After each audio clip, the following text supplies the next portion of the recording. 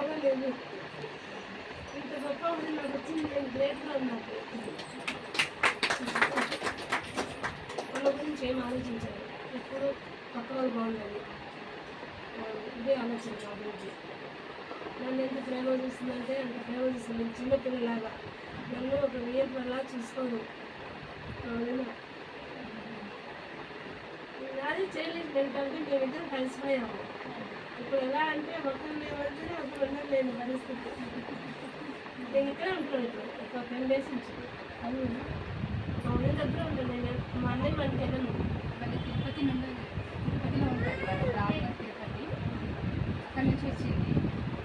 వచ్చి అంటే వాళ్ళ భర్త అడ్మిషన్ వచ్చి ఇక్కడ ఇవన్నీ చూస్తూ ఉండి సంగీతం అంటే కూడా చాలా ఇష్టం ఆమెకి.